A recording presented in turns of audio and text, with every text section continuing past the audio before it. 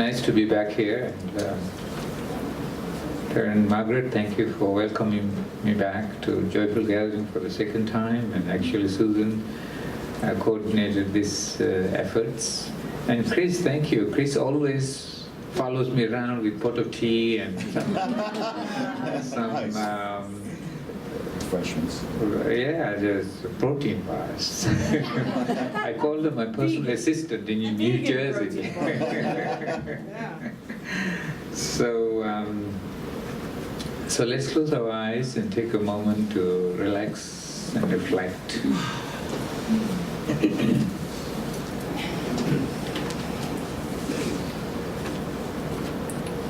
Pay attention to your breathing and feel the breath. Notice the sensation of the movement of your breath. And follow the breath to the center of your chest. Notice the rhythmic rising and falling of your chest.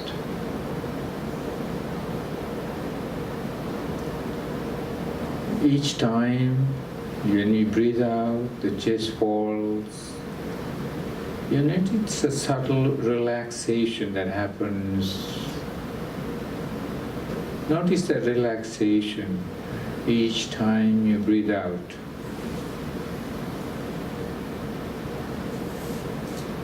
Maybe taking a little bit deeper breath, let the chest rise.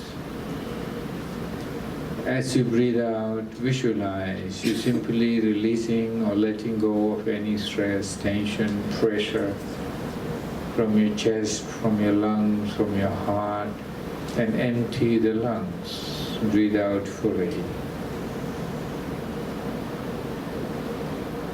And take one more breath and feel the energy, the warmth of each breath as you breathe in.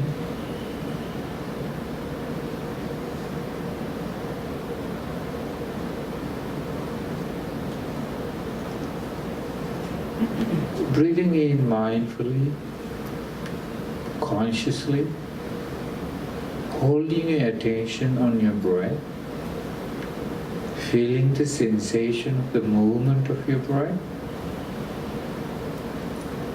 Let's go through this poem together. I wrote this after a meditation, and I call it Inviting Silence. I become the detached observer and watch. My thoughts, with lives of their own, flash and flutter, rise and fall, come and go. I smile and I slow my thoughts to rest. Kindly and patiently, I calm them all to rest. Motionless, effortless, all quiet. A great and peaceful ocean, home to mysteries and treasure, at voiceless rest beneath the sea. With silent contemplation and inner awareness, the mind clears its way. I enter the vastness and drift beneath its gentle surface in slow, strong currents of deeper selves,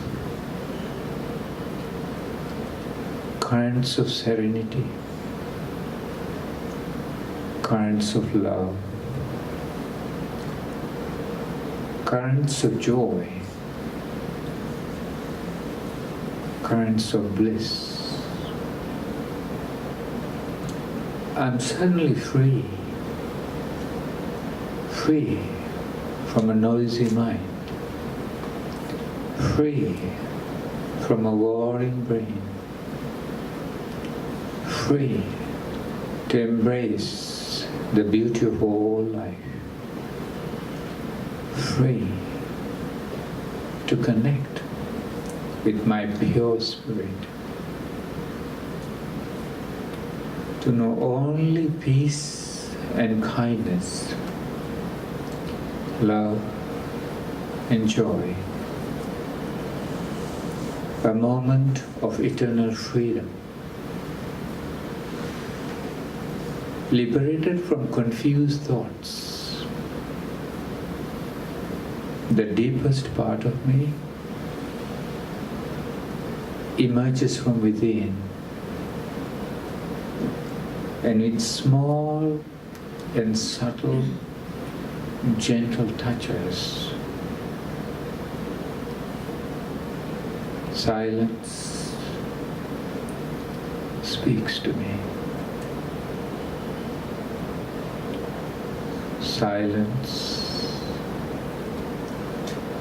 speaks to me.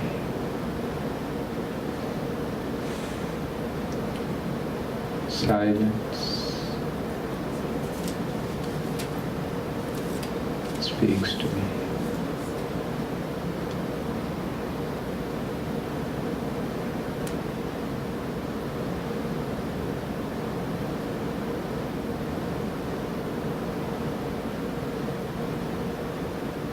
Now breathing in mindfully and peacefully, your eyes are still closed.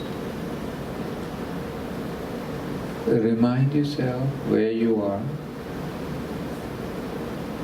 You have entered a spiritual space. You have come here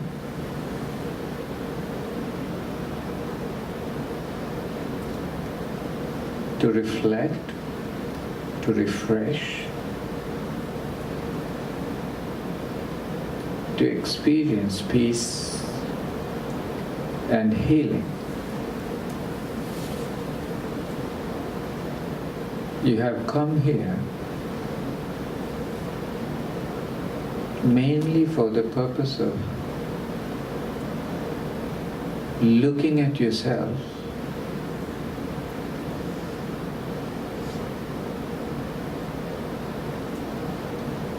in order to understand yourself better,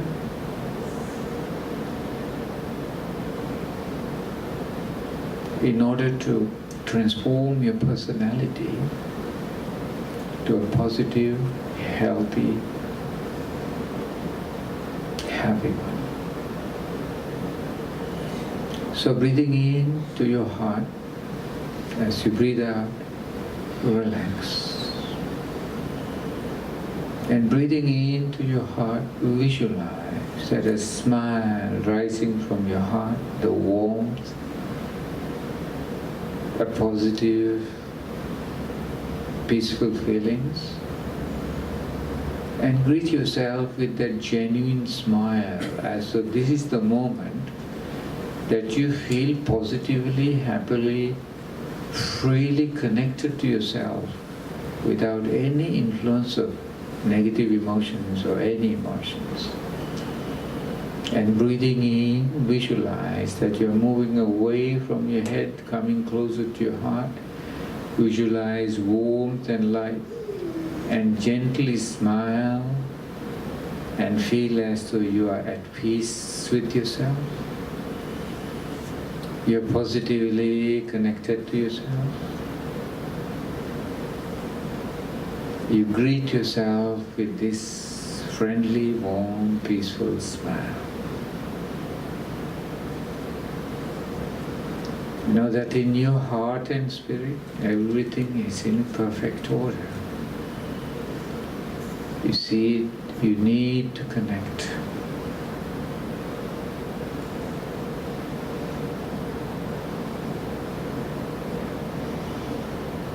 With that gentle smile and feeling the whole body, being aware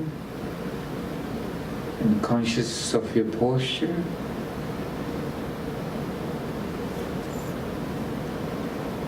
you can open the eyes when you're ready.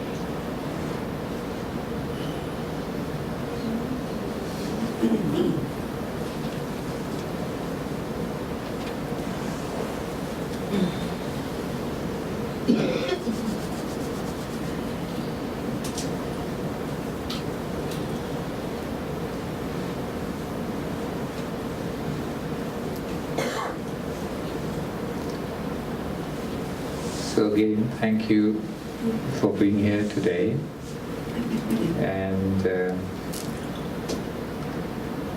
we're going to share a few thoughts on spiritual awareness.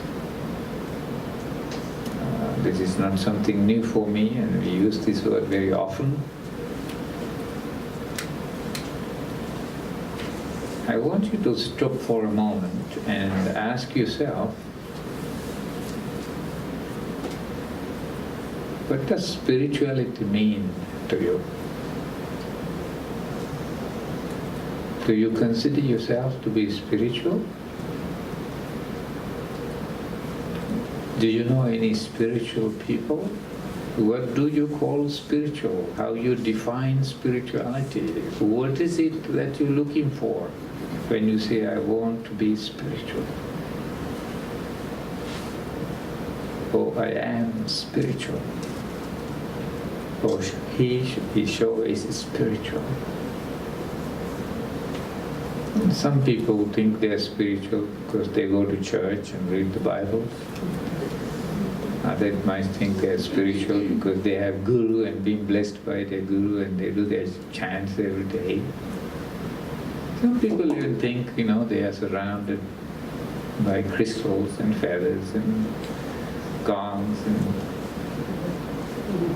all kinds of statues, and they think they're spiritual. Some people think they are spiritual because they wear robes. Some people automatically think, I'm a monk, I'm spiritual.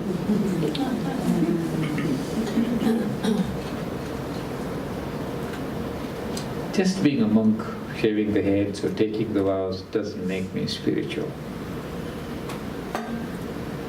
If it really make me spiritual, in 15-20 minutes I can make you all spiritual. Shave the head and give the robes and observe precepts, and you're spiritual. Very easy way to becoming spiritual. This is important. I think one of the most important things that you need to look at, because spiritual awareness is a result of self-awareness. And self-awareness is a result of cultivating peace, clarity, and focus of mind. Whenever the mind is lost in chaos and confusion, when you are distracted, disturbed, and full of anxiety, you lack self-awareness. And as we cultivate self-awareness, the mind begins to slow down, mind begins to calm down, and you have a clear, objective view of who you are, what you think, how you feel. And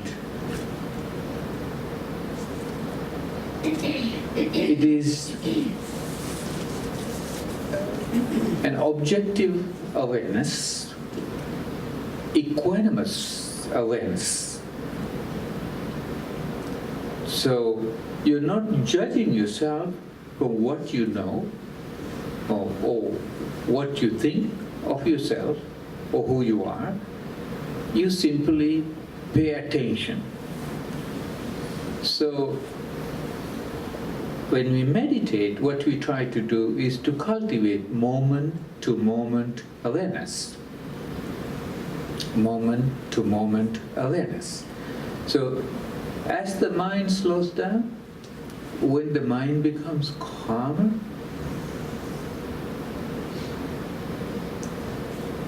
you're closer to your heart and spirit. The word spirituality is being used very often, and many people define it differently. But however you define it, by spirit what we mean is positive essence within us, harmonious, peaceful energy within us. We also refer to it as Buddha nature within us.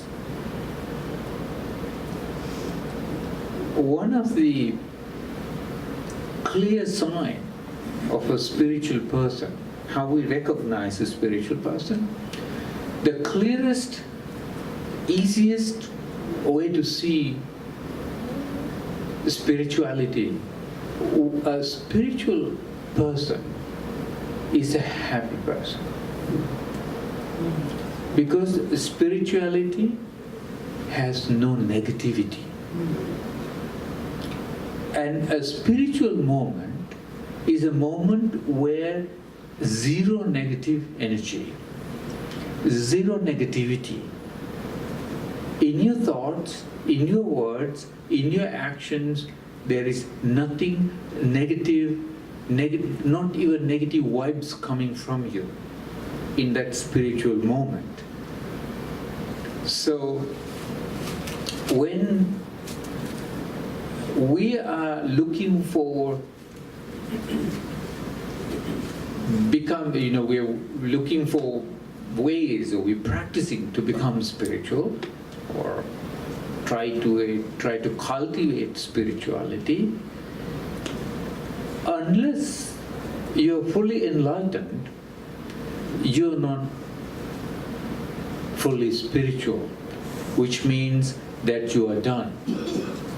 You have transformed, you have awakened, you have understood, and you have liberated yourself. And that is called nirvana, or enlightenment. But until we reach that highest point, which have no returning point, we are looking to increase our spiritual moments in our lives. Spiritual moments. Now when I say spiritual, this inner essence, the core or positive nature, express itself in different ways, like kindness and love and compassion and unselfishness and egolessness. I think the most obvious first victim of spiritual awakening or spiritual maturity is ego. Get a big blow to ego. Spiritual maturity shrink ego very quickly when we spiritually mature. And then selfishness begins to shrink too as you spiritually mature. And spiritual awareness, as I said, as the mind is calmer, closer to your heart, from that place of warmth in your heart that rises within you, you begin to see the power, healing, joy that you can experience any moment you are connected to that energy within you. Let's take a simple example. A moment of kindness, when you're genuinely kind, we call it a spiritual moment. But there is emotional kindness that people feel out of, anxiety-producing kind of thing. I'm not talking about that. Because the spiritual quality, whenever it is present, zero anxiety, that is how we know it is coming from a spiritual place. When any emotion is mixed with a certain kindness and things like that, we call it kindness. But it also put a lot of pressure in you. It can drag you, it can depress you, it can repress your feelings, or it can hurt you even. Because there are certain people who would say, well, I feel so much compassion and I can't sleep. I think about these people. But anyway, that's another topic. I hope in the afternoon session we'll continue to discuss that. So the moment that you feel spiritually, the energy, and there is a zero anxiety, which means that your mind is calm, you are aware of warmth within you from that place, and you are a perceiving person who is in pain, who is unhappy, who is miserable, and I believe that my spiritual presence is bringing comfort to that person who is so much in pain, who is so miserable, or who is so unhappy. And this moment, I call it a spiritual moment, which is a true moment of compassion. And compassion is a spiritual virtue. Whatever we call spiritual have no power to destroy, hurt, or cause any pain. That's how we know what it is spiritual. That's why all our spiritual teachers and masters tell us to cultivate a spiritual potential within us. So the same thing when you feel love, and this a moment where genuinely you're connected to the warmth of love within you. It is not an anxious moment where you feel emotional. There is emotional love, we don't deny that. We are talking about spiritual love. And spiritual love, the warmth that you radiate, is gently, simply touching somebody, and you don't have to tell, I love you. You feel it. You have had moments in your life when somebody genuinely is radiating warmth of love. You don't need to hear the word love. You know that. You sense it, you feel it, it goes through you. It touches you so specially, so deeply. And when you are spiritual, you are naturally attractive, because not only people, even the animals do not consider your vibes as a threat to them. And your mind is calm, and you are not anxious, you have no stress, and love flows through you, or kindness flows through you, and compassion flows through you. So, in order to cultivate a spiritual awareness, we need to cultivate inner peace. And especially, nowadays, and you can see there are a lot of people who are struggling with issues of politics or political decisions or politicians, and it is very clear that there is so much sadness and unhappiness and anger or fear or bitterness that have come to us. But a lot of times what you see is that as you get caught up in this emotional turmoil, you will get disconnected from your own heart and spirit, and you become those emotions, and the life become burdensome and heavy. And heavy. So the pain that you experience, or the suffering you go through, is justified by telling the world, I care about the world, I care about the people, I care about the country. But the problem is that the emotional turmoil that you are constantly radiating is radiating have the exact opposite. Because if I truly care about somebody who is angry, let's say angry about politics or politician or what is going on today in the country, I think if I really care about that person, first of all, I feel that this person is suffering, unhappy or miserable, because this person is trapped in negative emotions. Regardless of what happens around that person, and this negativity is causing pain and suffering. So, in order to, if I really care about that person, my effort should be to see that, help that person to wake up. Your pain is rising from within.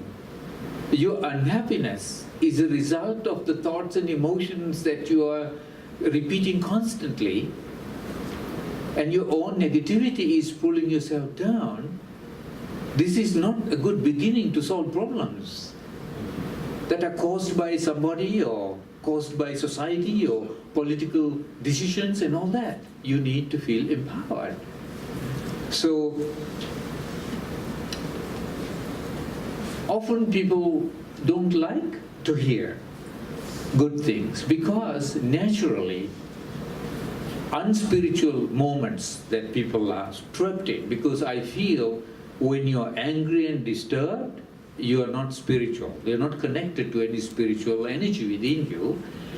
And what is very interesting is that spiritual people who are connected to their own positive essence and see well grounded in calm, thoughtful awareness of kindness or compassion, and look at all issues from that awareness, wish that other people will experience this comfort, wish that other people will be empowered to see things positively and be positive and radiate positive and do something positive regardless of what everybody else is doing. That you're personally motivated, and the spiritual person is more interested. But the problem is this, that people who are trapped in negativity, for whatever reason, I don't talk about the reasons, or angry about this or angry about that, are very, very proud of themselves when they go around and infect others with their negativity. Whenever you share some negative story with another person, you are infecting that person with your negativity. And people feel joy when you hate yourself, some people. You feel joyful when you see that you have convinced somebody else to hate that person too, or dislike that person too. This is going on very aggressively, openly, and really it is spreading, this system is spreading everywhere. I begin to see this. I'm sometimes very concerned how effectively people are infecting others with their negativities, accepting their negativity and becoming negative as a solution to problems. And it is actually walking away from the center of our spiritual beliefs. So walking away from our spiritual values. But if you return to our spiritual values and spiritual place within us, and we know that we can't go there, it doesn't do any good. And if you, any moment, if you dislike somebody, if you disagree with the political things, put it in positive terms when you share it with others, otherwise don't talk. You go through your own suffering, but don't cause suffering to the others. Because putting anything negative, no matter how, and I told many times, when I go to disaster places, and everybody is suffering, everybody is pain. Some of you saw my videos, how around death and devastation and destruction and hopelessness, I go with a smile.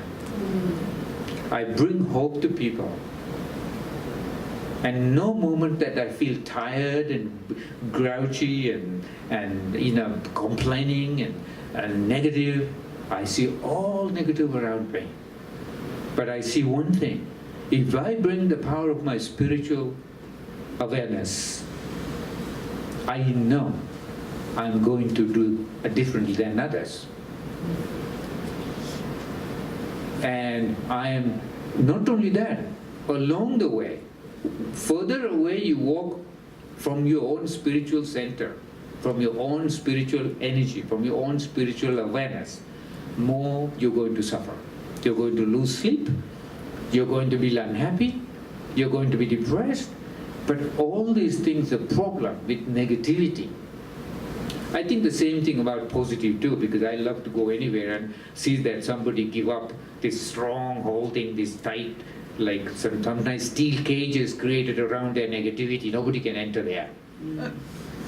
They're so happy when they say, if they can convince you also to believe that you should think like that, or convince you to say that there is a good reason for them to be in that negative cage of suffering. I feel the joy to help them to move one by one, and to see that, forget about the world. I'm sitting in front of you, and it's you and me, and look at yourself. Look at your state of mind. Is it the way for you to treat yourself? You want the whole world to become better? You want the whole world to a politician to change themselves? Look at yourself. What are you doing to yourself? Why are you suffering? Why are you in pain?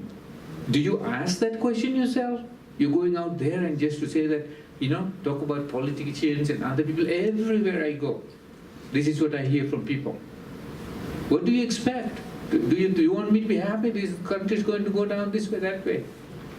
But I said, yeah, you can see there had been always dictators in the world, and unfairness and cruelty and aggression and violence and wars and all these things has never been free. This world is always full of all these things.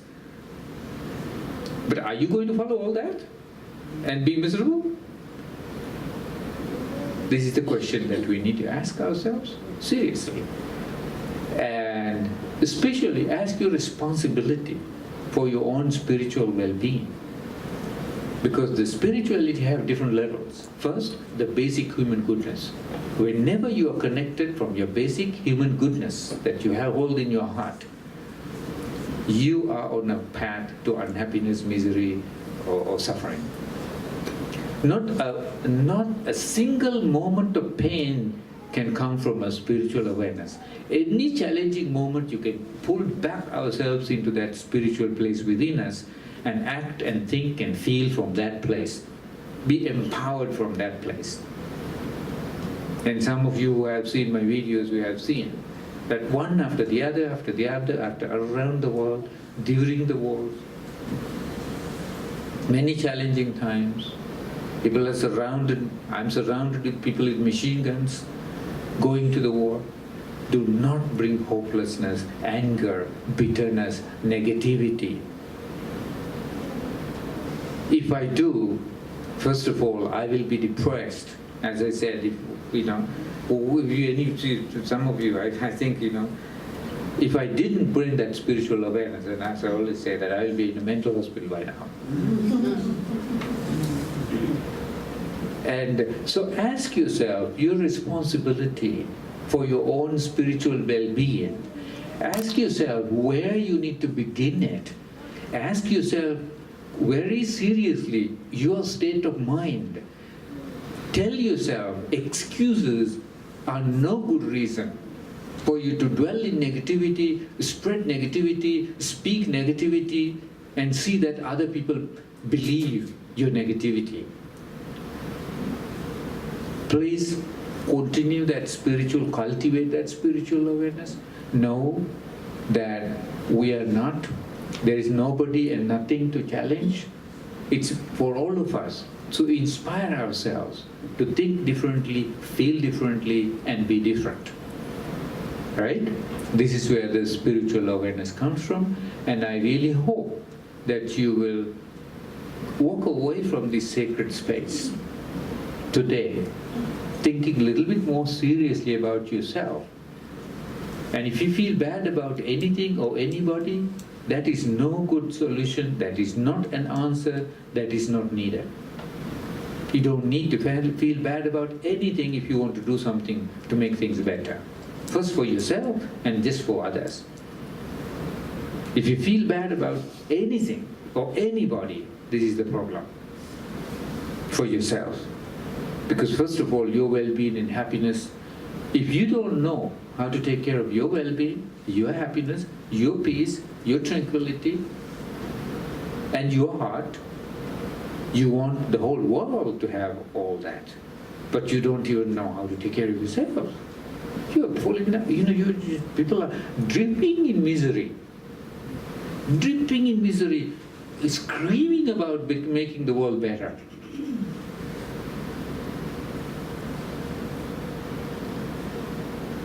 And I see it more and more. And I really